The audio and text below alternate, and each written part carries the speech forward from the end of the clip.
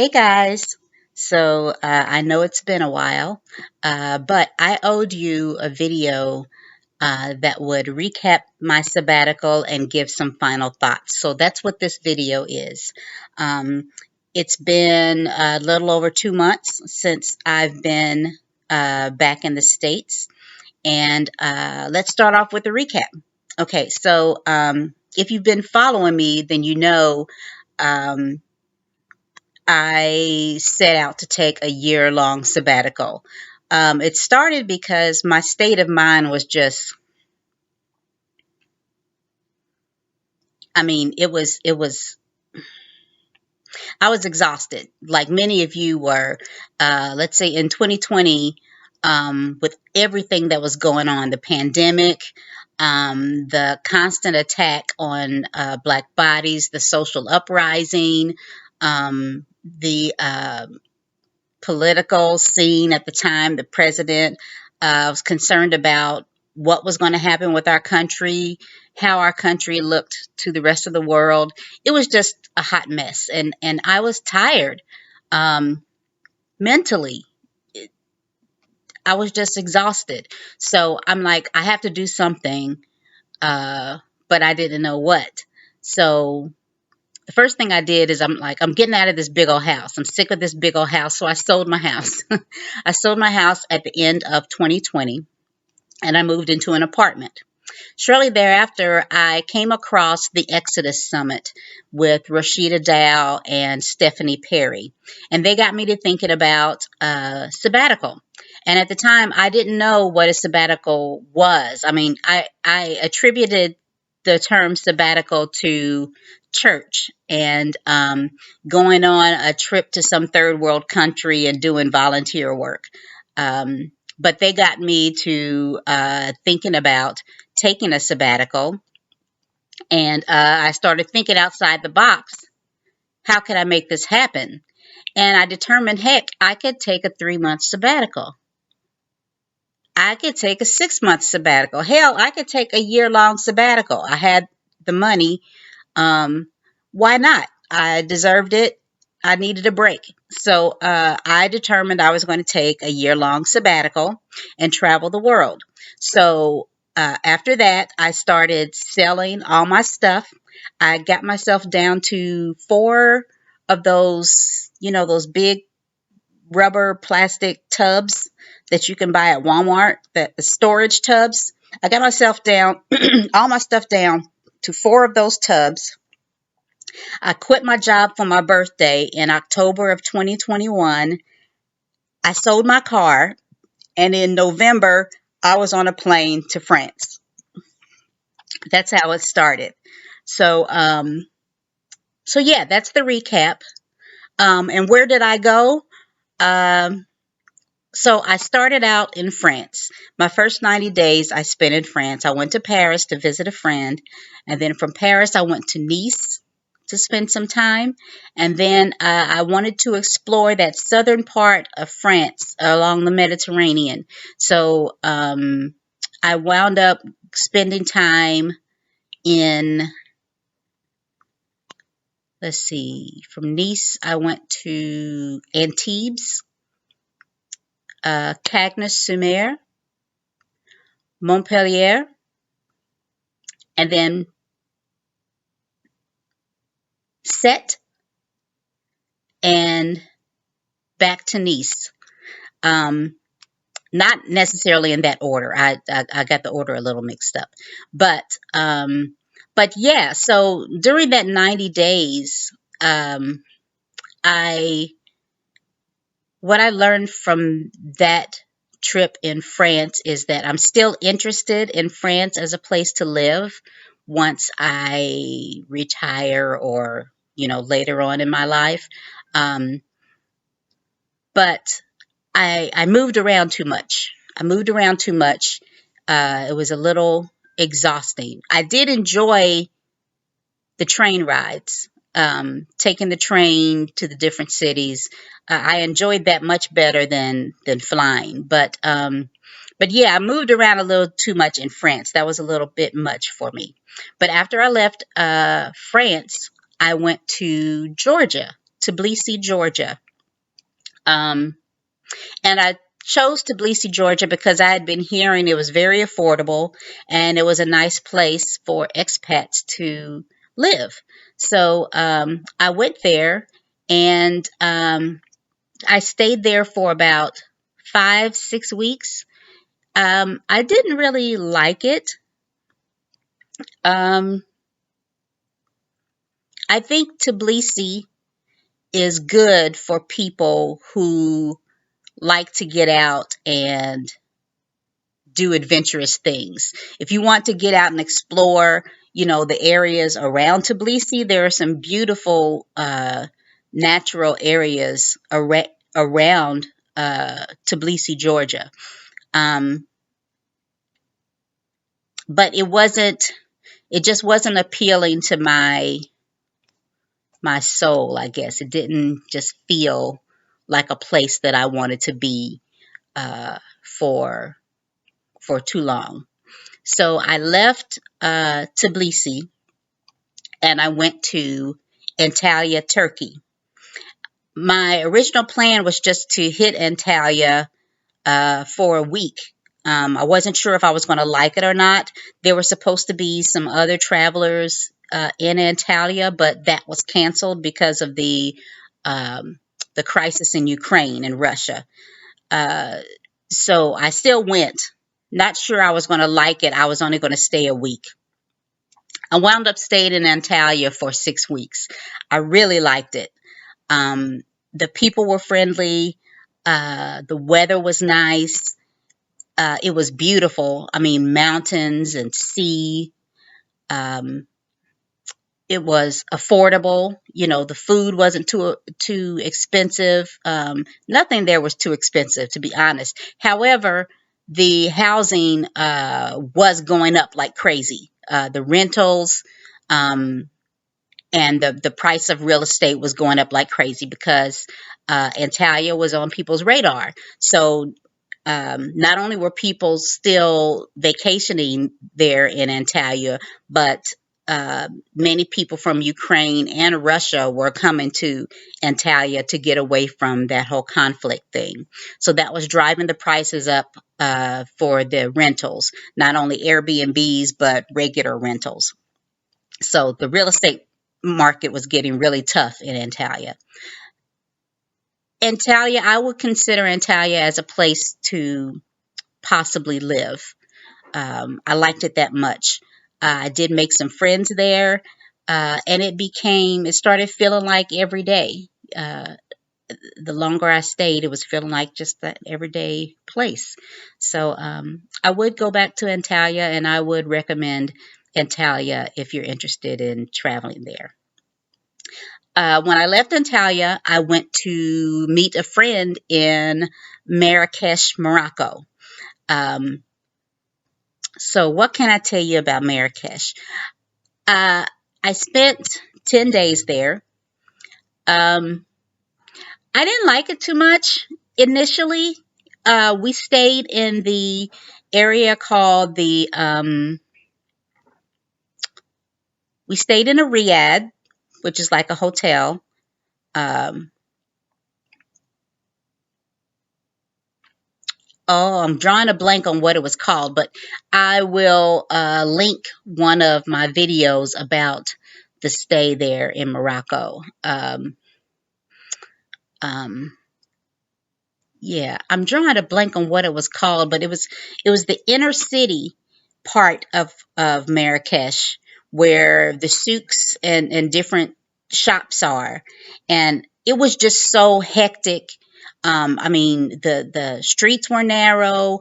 There, everybody was trying to sell you their stuff and very aggressive. And trying to sell you stuff and get your attention. There were a couple of times where I was physically grabbed, people trying to get my attention. Never feared for my life, but just it was too much, just really frustrating and it was just too much. So um once I got outside of that area and got to the more modern Marrakesh, it was fine. I didn't mind it. It was nice. Um,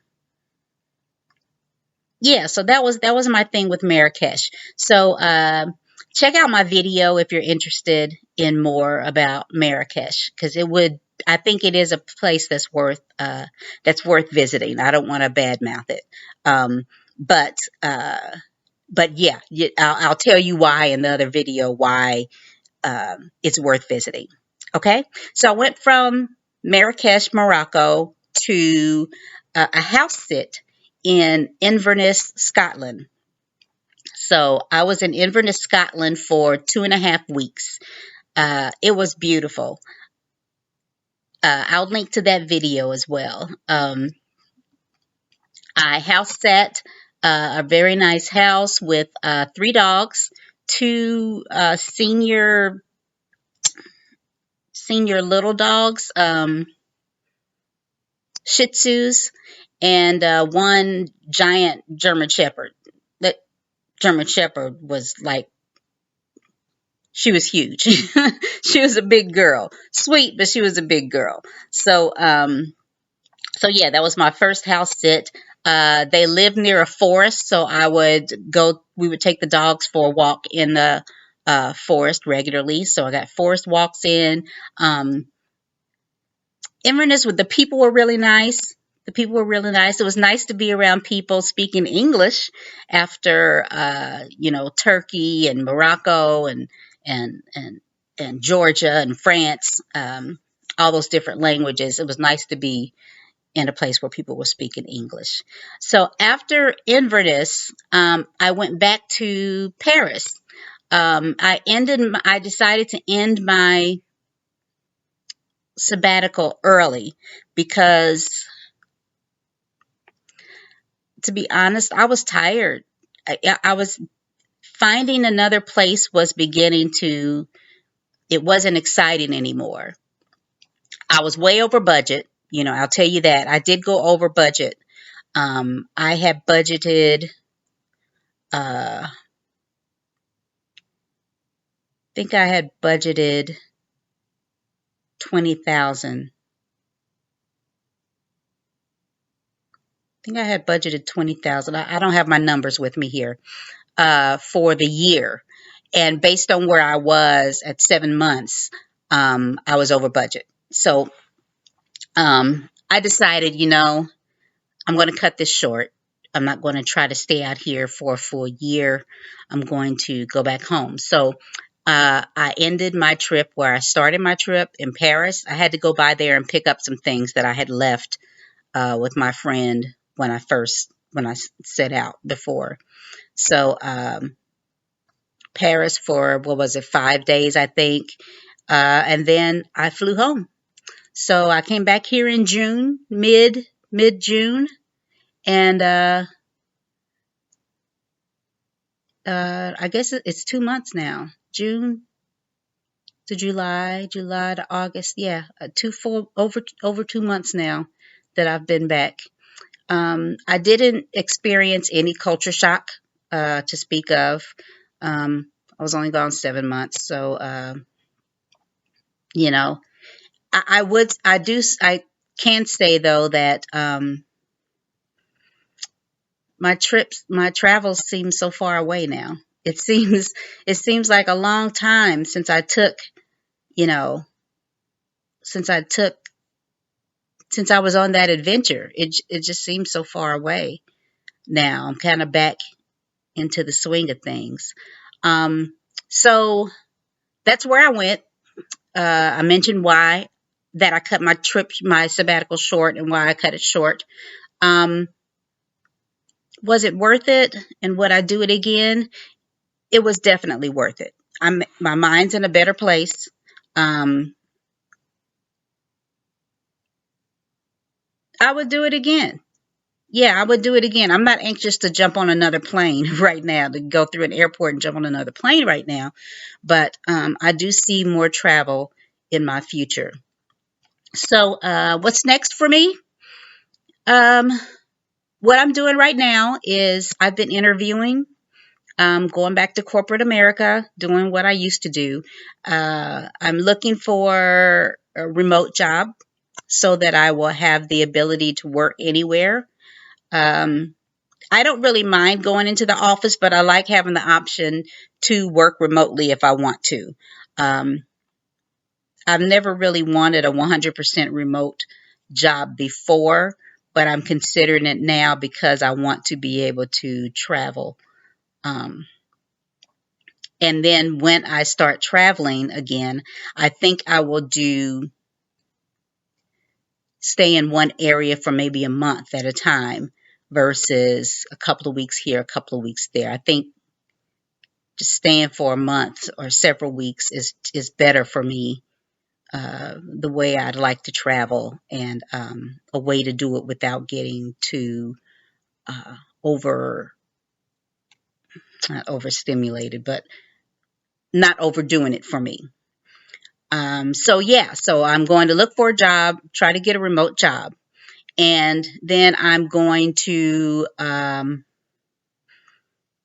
have a base here in America, maybe in Atlanta, maybe somewhere else. I don't know yet, and do my travels again. I'm not ready to pick up and live somewhere permanently right now. So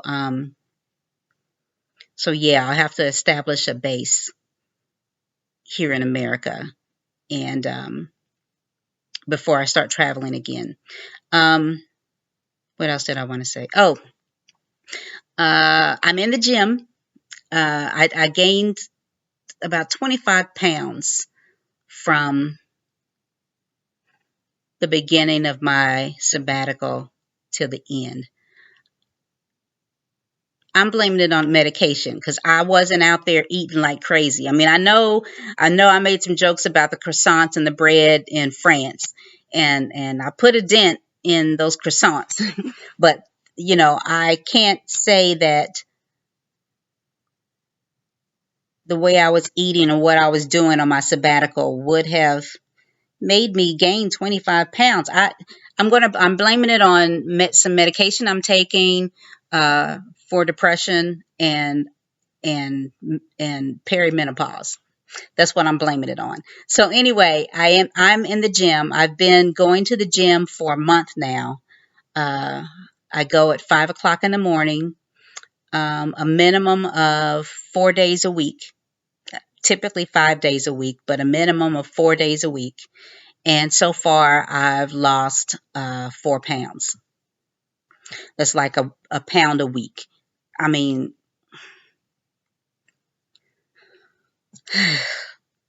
I'd love to say, I lost 10 pounds in a week, but it's just not happening for me that way.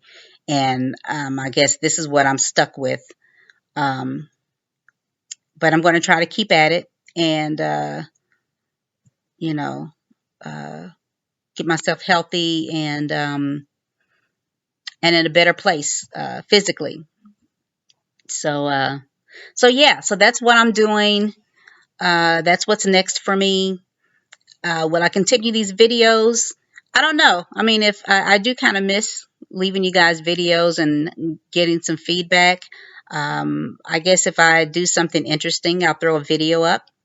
If I start traveling again, definitely I'll throw something out there.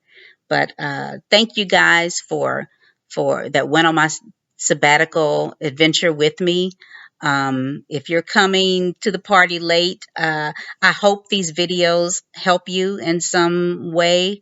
If you have any questions for me, feel free to ask, reach out to me. I'm happy to share any information I can, and anything that might be helpful to you. So yeah. So thanks again for following my journey.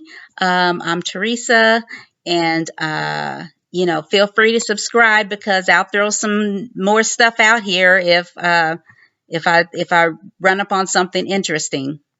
So in the meantime, take care of yourselves, and thanks again for watching. Bye.